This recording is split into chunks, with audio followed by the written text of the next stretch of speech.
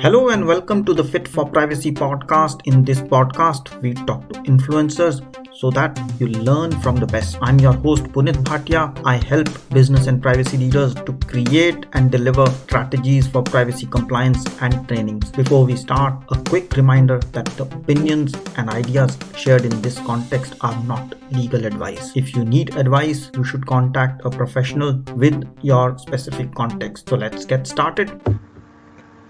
Hello and welcome. In the Fit for Privacy podcast, today we have a special guest. A guest who has experience in many companies and is now a CTO in ByteSafe Digital. ByteSafe is a data privacy and cybersecurity startup which provides next-gen privacy compliance solutions and with a motto of privacy matters. And yes, privacy matters. That's what Raghavan Chellappan tells us. So Raghavan Chellappan, welcome to the Fit for Privacy podcast. Pleasure, Punit. Thank you for having me on the show. I'm happy to be part of the Fit for Privacy podcast. Thank you for the introduction. And as you presented, I'm the co-founder and CTO of the DC-based privacy and security startup company ByteSafe. We provide next generation compliance solutions powered by transformational AI, MI technologies. Our current focus is to help enterprises navigate privacy and compliance issues related to emerging technologies. Thank you again. Happy to be part of the show. Thanks, Raghavan. So tell us, how did you come into privacy? What's your story? Because privacy, some people come in from IT, some come from legal, some from compliance. So how did you come into privacy? What was your journey into privacy? It's a really personal experience. And what got me interested in the world of privacy and compliance, I want to share a story about an incident that really brought home the idea of privacy and, by extension, compliance. There are many instances, really, but one in particular that stood out for me. So this is a true story and a personal experience. A few years ago, while on work-related travel in India, I witnessed something quite disconcerting. It was an instance where the loss of privacy had become a routinely acceptable infringement, as the cost of getting things done was very critical. So what happened was a local colleague of mine had ordered an additional SIM card for his phone, and it was from a multi-million-dollar telecom company. The representative who delivered, they came to the door and they were delivering. He brought the SIM card required. And as a routine matter of course, they requested for a biothem print from the buyer to complete the transaction. I was really surprised at the requirement and told my colleague as much and hoped he was not planning to go through with the process. You might have seen this before too. You might have heard a lot of stories. So to add to that, and then I asked him, hey, are you really going to go through this with the process without asking any questions? For example, what came to my mind immediately was this, okay? And was a biometric thumbprint really needed? And was he even comfortable providing the thumbprint without any proper authorizations or papers? And did the company, and to an extent my colleague for that matter, even recognize and understand the severity of the long-term implications of such biometric data collection.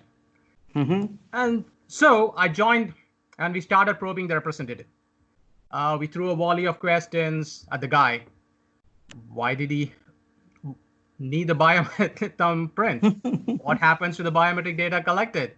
Where is it stored? What were the security protocols?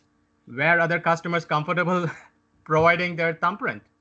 And could he share our pointers to the companies like privacy, compliance, and data collection policies? There's something, right? It always comes to my mind, when not working on technology alone, but being on business and then doing tech entrepreneurship and advisor, it kind of comes up to you. You want to ask all these questions, particularly when you're passionate about a topic, right? Right. Or area. And the response was lukewarm at best. The representative's face went blank, and only answers we really got was along the lines of, he didn't really have the answers. And no one had previously ever questioned him in this way, Yeah. which was kind of like alarming for me. And that this had always been the process. And also he added to it, this was part of the Aadhaar number verification. And in order for him to go to verify the newly implemented Aadhaar number, they collected the customer's thumbprint for validation purposes. You can see, right? Like it was you being in privacy, it was unnerving to discover that a private company was collecting thumbprint for AKA, it's a biometric PII data from their customers without any explanation of purpose or need. So some noteworthy points in the incident were that the individual purchasing the additional SIM card was an existing customer of the company. He was already a customer. And even the verification process or the purpose says there was no need to collect thumbprint for this because they already, you know that since you also follow the rules there for Aadhaar card, they already take your biometric thumbprint. You don't have to give it to a private company, right? No. Yeah. And there are other ways to verify and validate the customer's identity. So when I think back on it, right? And what I see is that people are so taken up with technology and particularly with digital transformations happening across industries that no one really seems to ask questions when it comes to data privacy, protection, and security. I find it alarming. I'm sure you do too, Punit. Absolutely. And businesses are not taking the responsibility. It is important for businesses to help fix the broken process. That's what I feel. At the same time, start educating their employees and customers about privacy. So what I'm trying to convey with this story is that this was a real eye-opener for me. And I realized that there are numerous gaps in the data collection process and the way enterprises operate and manage data. I think businesses have clearly sidestepped the issue of privacy in the push or a mad rush to collect data and sell their products and services. And that's what made me think and pushed me to look into this field more deeply. And I still believe that it has been happening and hope we all can bring a change by talking about it, bringing more awareness. Yep, I think that's the idea, to make a little difference, a little awareness, which makes a change in the society and ensures more privacy for individuals. On that line, I would like to add one more thing, that is my general thoughts on history of privacy laws. How do I think, or first thing is, how do you think we got here? That's a main question. And see, for the past decade or so, right, it has been a losing battle when it comes to privacy and more than privacy and compliance. People want more free products and services, but each of these products and services they purchase are intrinsically tied to a data element that they don't necessarily understand that. People really need to understand that freely sharing PII or sensitive personal information has consequences. And I believe that right technology, tools, and culture are key to handling privacy, security, and compliance. Yeah, absolutely. So how would you describe a privacy regulation or privacy law like GDPR or CCPA in one word, just to get us a little bit started? So when anybody mentions about GDPR, this is what comes to my mind, right? Like GDPR, I know what it stands for. You also know that. For me, GDPR means Golden Data Protect Responsibly. Wow, Golden Data Protect Responsibly. That's nice. Yeah, data is a commodity, just like earlier oil was traded or stocks and other things, and people have to treat and protect it and by taking responsible steps. And to that, I would like to add that accountability and transparency is the key. And respect for laws and regulations is primary focus and importance. At the end comes enforcement. But more so for me, I believe accountability and transparency with the golden data protect responsibly model. Hey, you know that, right? Oil was Yeah, at one point in time the gold after gold, but right now data is the new gold. absolutely. It is the new gold. And in fact, you rightly mentioned the example in India. That's why they need a privacy law, a good privacy law. But Correct. It's even in not. US, yeah, yeah, please It's go ahead. not only about India or one country, it across the globe, I would put it. Right. Thank you. Yeah. So when we look at US, the privacy landscape is evolving because we've seen California pass legislation. We are seeing Washington, New York, and Illinois working on it. How do you see this US privacy landscape evolving? It's a really good question, right? Right now, especially, right? Basically you're asking what is the future of privacy in Right. In okay the United States. in the US. I'm going to also globalize it a little bit. Okay, For looking at sure. right now with the pandemic, we are almost sort of in the worst stage, basically. But Mm-hmm. I'm also heartened by the fact that this is making people wake up. The Right. society is waking up. It sounds great to expose your privacy issues and talk about it. And more people are starting to realize that protecting their privacy is critical. At the same time, people are going to become more conscious and careful sharing personal data, which is going to be the focus. And add to it, the more awareness we bring in, people are going to start treating this as a commodity, and data is going to be treated more valuably. And with more of these regulatory requirements and needs, it's only going to help in improving not only the business processes or business operations, it's also going to help individuals to understand that data protection is very important. And every state, every region or city to local levels are coming up with their own flavors, but still they are borrowing up or borrowing information from either a little bit from GDPR, a little bit from other countries, how they have operated. And California has definitely taken the lead. And if you, I'm sure you have heard about it, you have read about it, Washington State, other states, they are coming up with their own versions, but the flavor is still coming from the California CCPA and other regulatory needs and requirements. It's only going to improve. I'd say that it's going to get like more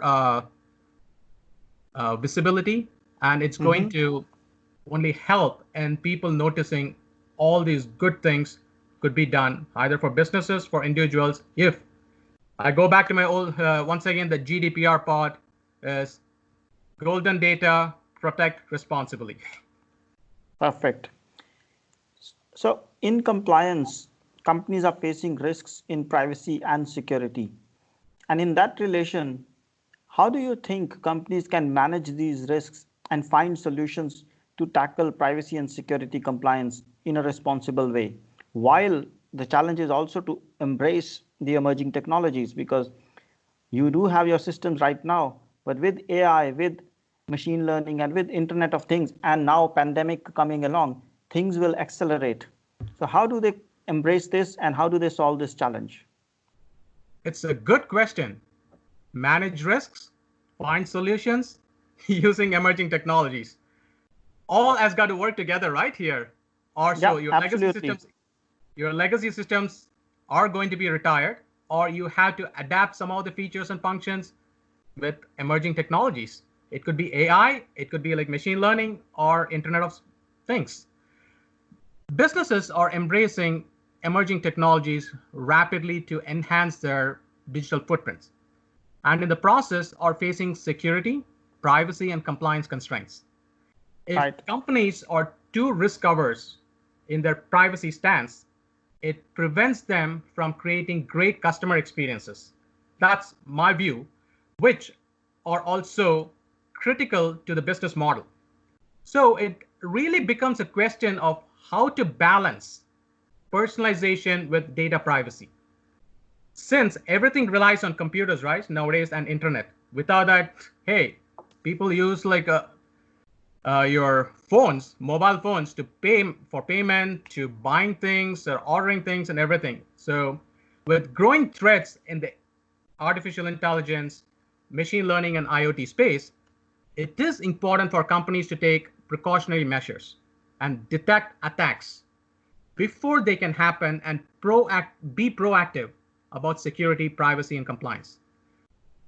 I think most organizations turn to security and privacy solutions once an attack has taken place. You also heard about it, you also seen it, or you worked in places or with some of your clients also look into privacy only when something happens, like a data breach or some other issues. But if you understand your enemy, right, and take preventive measures that can be thought about ahead of time to protect data and minimize the impact, that'll be wonderful. And in fact, right, in the digital age, privacy has become the new litmus test for businesses of all types. It could be small, medium to large, or even startups. How well a business handles its privacy issues directly influences how successful they are going to be, and it's also a public perceptions of its integrity, the business's integrity and trustworthiness. On the long term, success should be valued over short-term gains. After all, while you're putting a price on data right now, with a lot of things happening, business integrity and trust are priceless. That's the way I see it. And ensuring privacy and employing reasonable means to protect data, it could be artificial intelligence or using the emerging technology tools, or only one part. But data should be viewed as a competitive advantage and incorporated. I'm saying like data means data privacy should be like viewed as a competitive advantage and help all these companies with the day-to-day operations so that they can build a good brand. Absolutely. But all these things, they are possible for companies which are large, who have big budgets. But there are a lot of companies who don't have big budgets, or a lot of companies who are small sized and they cannot even afford a full-time privacy professional. How do you see they can resolve this challenge, or what would you recommend them to get compliant with privacy? Because one, they are tight on budgets, two, they don't have the flexibility to hire somebody full-time, and three, the good consultants are expensive. So how do you manage that? It's a very interesting situation, right? As a small business, this is the way I kind of like see people should like having a clearly defined policy is very critical before you go about identifying the right skill sets. It's not just like saying that, oh, I'm going to be a TPO or I'm going to play this role. Before you play or start acting as a privacy officer, all small businesses, I believe, should mostly look into how the space is privacy space. And it is right, like it is a very scary topic, like when people are like, everybody is thinking about like privacy for small businesses, especially whether they have like it's a one-man show or it's a multiple, they have to get buy-in from the business leaders, from the senior management, if they are starting to promote privacy.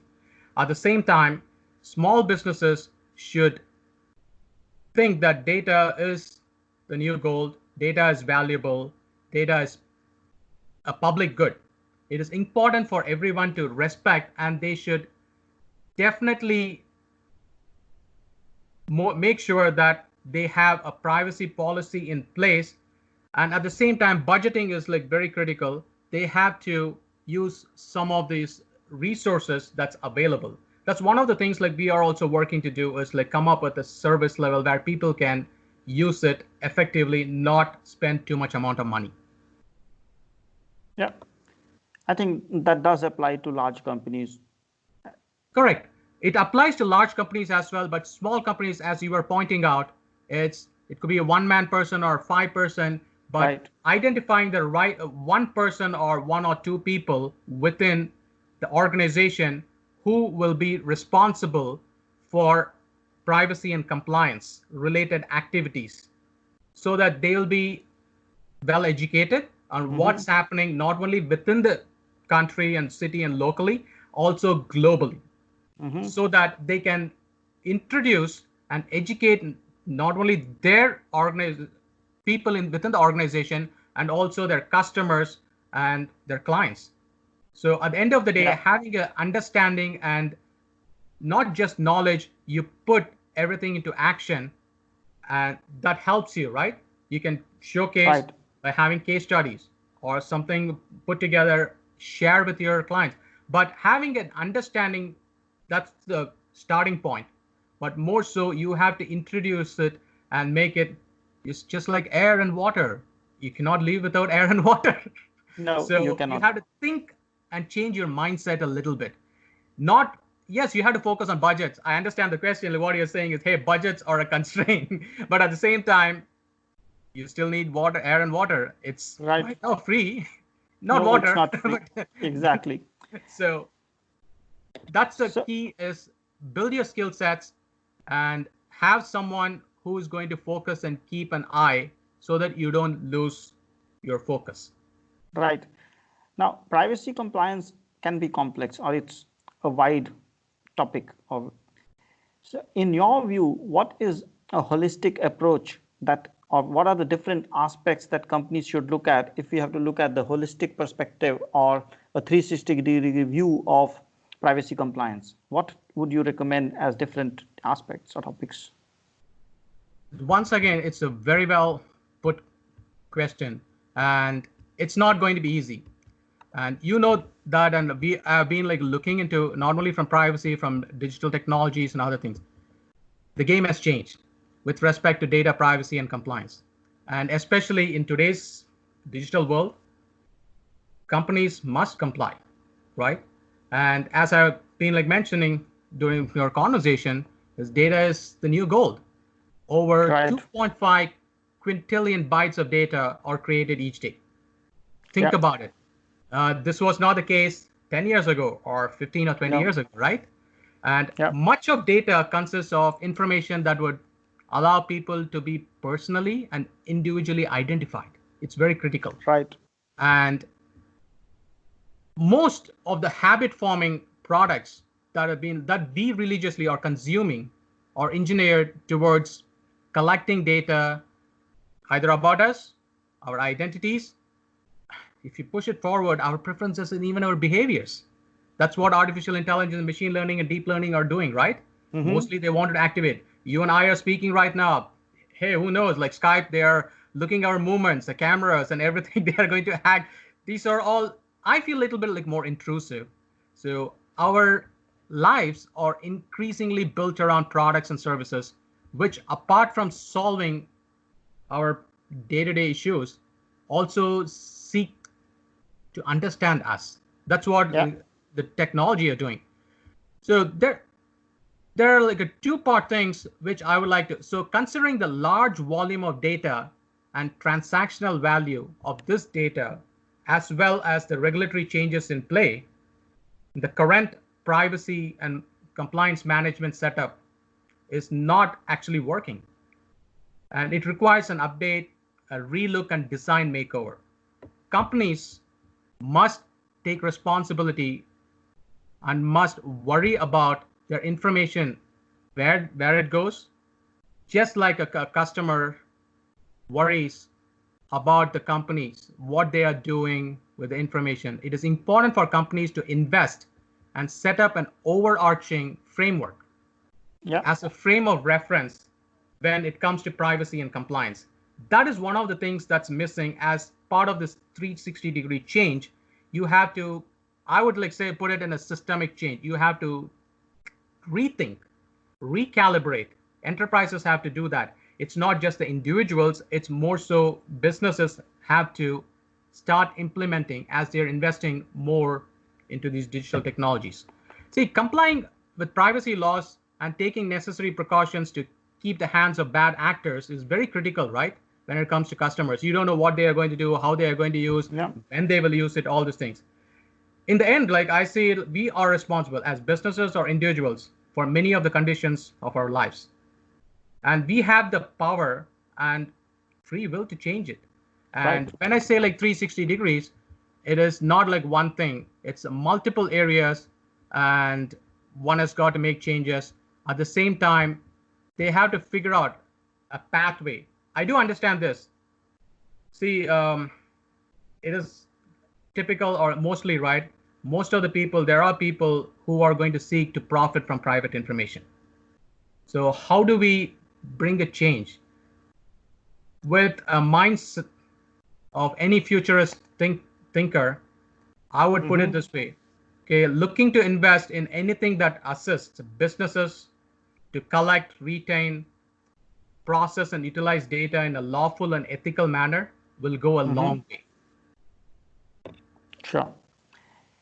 And you provide services on privacy and cybersecurity, but how do you differentiate between privacy and cyber or security?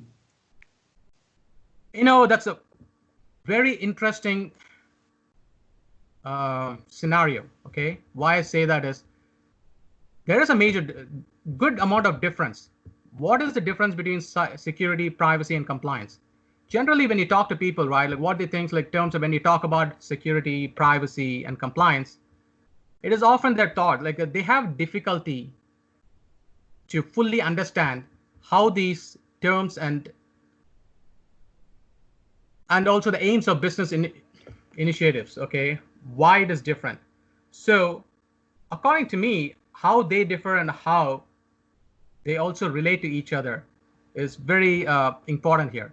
If you remember in the earlier days, right, like security means it's authentication and authorization, protection and identity, where what like businesses typically focused on. Okay, but once data became the primary connecting point, the focus has shifted more towards idea of privacy, of what? Of data and personal information. And subsequently, I'm sure you'll agree, the idea of compliance with regulations and everything coming up. It is important to protect the data when you apply this compliance. So, although there's a difference between security and privacy, they both go hand in hand with each other. In fact, security and privacy complement each other in pursuit of same objective. The objective is data protection. Exactly. I think I agree on that part. Yeah. And also security is important for both privacy and compliance. You cannot like have one and you cannot drop one. You have to think about all of these. That's what like fundamentally when you're building an application or building a product, you have to start including security at the beginning. Now, privacy has become a discipline of its own. You have to include it. And data privacy is generally thought as, or people focus on the use of and governance of personal data. Yeah. And also compliance is tied to accountability and transparency in all operations. But to me, it is a different paradigm, and similar to a security as a service, your focus should be looking at it's no longer is it a part of compliance like legal or auditing. Privacy has become increasingly an influential factor. Okay, that's as a rapidly growing standalone discipline, privacy needs to be more integrated throughout the organization. And that's where the security is only one component, which with the data component being the primary focus, privacy, and with the regulatory component, it's kind of a Venn diagram, right? You put together. Yeah. And everything comes together. Each and everything satisfies one part. That's what happens when you're building architecture, or it could be for new products or even like a legacy system. If you want to redesign or rebuild, you're not going to throw away some of the components, but you're going to take the elements out of it and then introduce your privacy, your security, and the compliance factor so that you will have a good working product and build a good brand. For sure. Hope the question was like, I know like I was going in like step by step things, but hope it answers. But it's okay. I do understand security and privacy both go hand in hand and they're correlated. It's not one or the other. And in fact, without security, there's no privacy. So that's how it goes. And what would you recommend to global companies in terms of management of privacy and also assessing compliance? Because most of the global companies have now completed their privacy compliance programs, at least the stage 1 or stage 2. And it's about time to assess what they've done. So what would you recommend them to do? The first thing is now awareness. Yes, they are bringing out awareness like IBM and larger big companies in Microsoft. Most of them are being, but still there are loopholes. For me, it is something they have to. I'm going to take like one example out here, how when it comes to government services, right? Since I've done government consulting, government work, and worked for different agencies out here in the US. And there are like small businesses, there are large businesses, and small businesses, they have a kind of contracting opportunities so that only they can bid on it. But sometimes they don't have the wherewithal and bandwidth when it comes to subject like privacy. So what I would like to see is large companies not just like taking the leadership role and then a mentorship kind of model, mentor prodigy kind of like model, so that they see that work together. It's not just like making revenue alone, right? At the end of the day, data is in a public good. You have to help these small businesses also understand, or when a lot of venture funds and venture capitals, when they are looking at, they have to see that there is a component of privacy introduced, and large companies especially have to make sure that they integrate within their organization and while working with teaming partners that happens or happen to be the small business. And also when it comes to educating the client, it's very important. Yes, they send a very good like bullet point messages, but more than that, how you would like really elevate this topic, which is very critical right now. And as part of that, training is something very important. And I know you are working on something which is very important, required at this point of time. And companies should like see it as an enabler or enhancer and not see as just a competition. I think I would agree. Awareness amongst staff or awareness amongst management is one key factor wherein there needs to be a little bit more work than it has been, and it needs to be measured, it needs to be monitored. Exactly. That was one of my points, like if I may add, so that yes, we are working on an autonomic like framework. The focus is privacy and compliance as offered as a service. Okay, that's interesting. So privacy and compliance as a service, more like the fractional DPO, fractional privacy officer. So company that doesn't need a DPO, but do not have the privacy skills. So you provide that privacy skill just like I do as a fractional privacy officer. Truly, you put it very well. At the same time, I want to go one step further and share this information with you. Is the way we see is like we want to offer these services, right? It's very similar to a cloud service or a service-oriented architecture, where in a service bus people have, I'm speaking a little bit on the architecture level and technically speaking, you have a service where there's a consumer, there's a provider. So the framework will basically help in providing professionals real-time direction and practical advice on how to tackle challenges and opportunities when it comes to privacy and compliance. Okay. And also as part of that is a measurement, which you're also talking about, is quantification analysis of data security postures. So as part of providing all this, it's kind of a service and where you can automate it. And one more point, like add to the previous question, is I would like to see more companies automate their processes. And that's what we are kind of like focused on to protect your sensitive information and data to be more compliant with the regulatory needs. And this is very critical and very important, right? Like how it'll be good for them to embrace something of the type.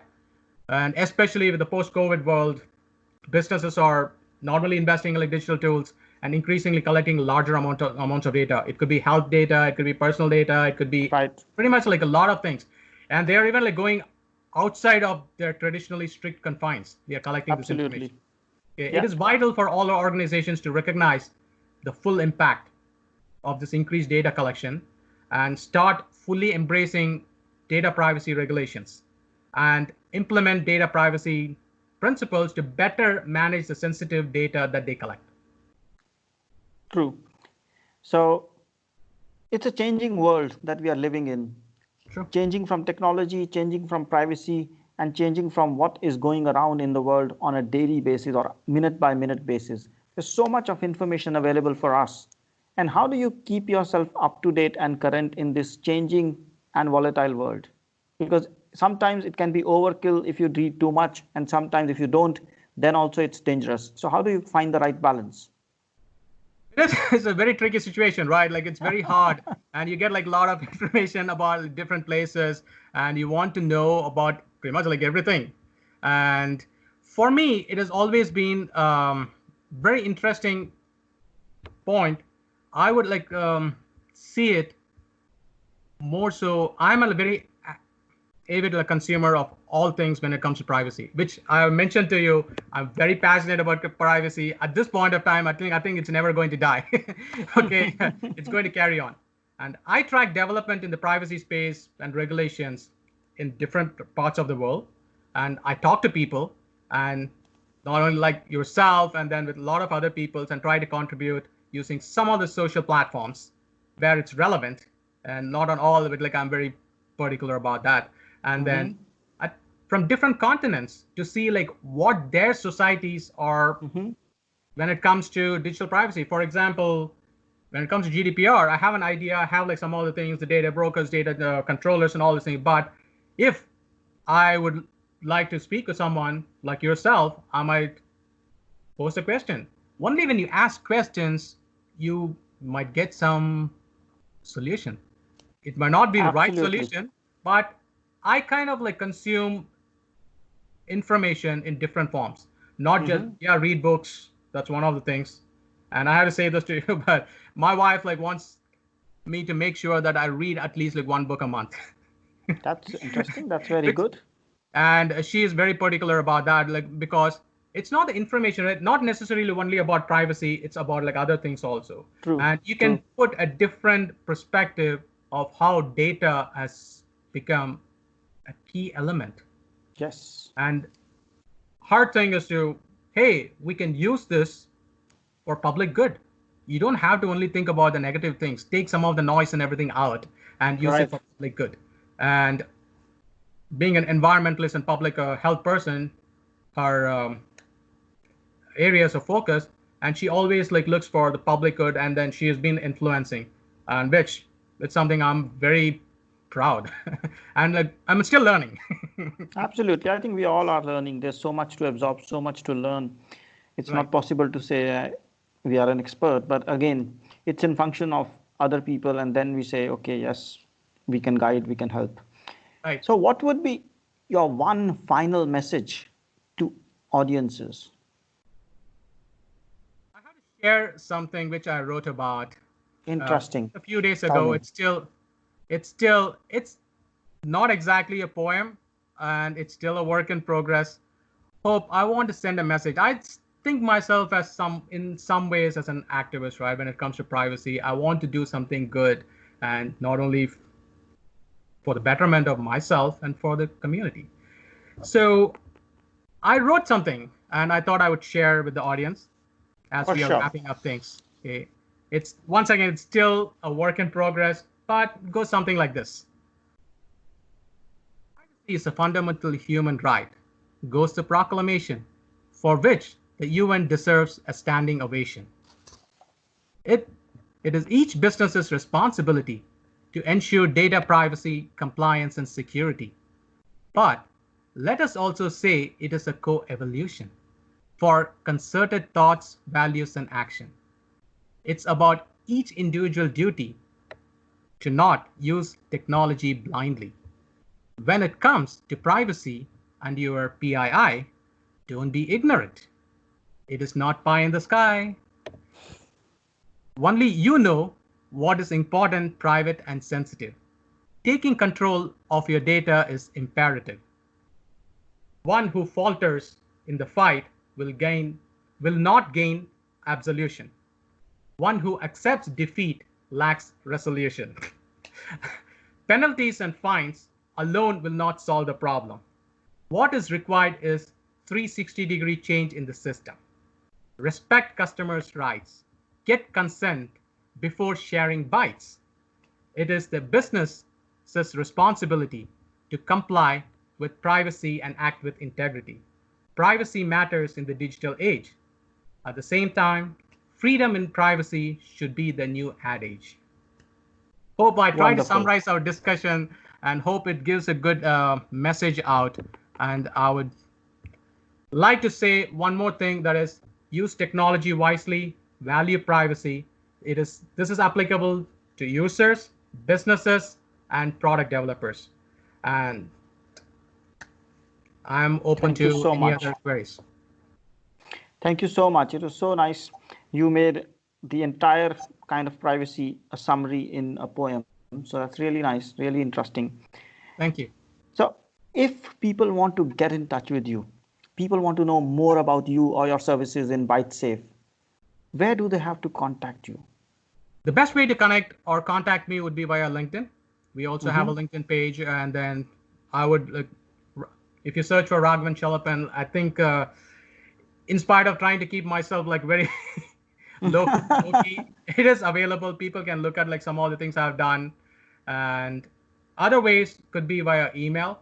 And I would go to like info@byte-safe.com. If you send it to that, I will also get information.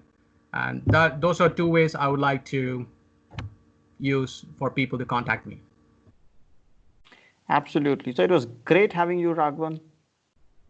Good conversation, open and frank. And I thank you for being here. So ladies and gentlemen, yeah, please go ahead. You were about to say something. It was a pleasure. I really enjoyed our conversation, Punit. And I think as closing remark, like as you are going to close, I would like to add this: let all of us bring more awareness when it comes to security, privacy, and compliance. Data privacy and compliance movement is not going away, and it is to stay, and it is only going to better not only us as human beings and as a whole as a society. Once again, thank you very much for having me on your show. I'll really enjoy some of your questions. Wonderful, wonderful words, Raghavan. So thanks for being here. Thanks for tuning in. I hope you liked this effort. Please do click like, comment, and share. It is okay if you did not like it. Please still do make a comment and share with us what we can improve. If you have suggestions, ideas for guests, or you want to have your question answered, please email me. My email is info@punitbhatia.com. You can also share this with others, and if you do so while tagging me in, I will personally thank and acknowledge your contribution in coming episodes. Thanks once more, and look forward to seeing you back. Till then, stay safe, stay blessed, and stay happy.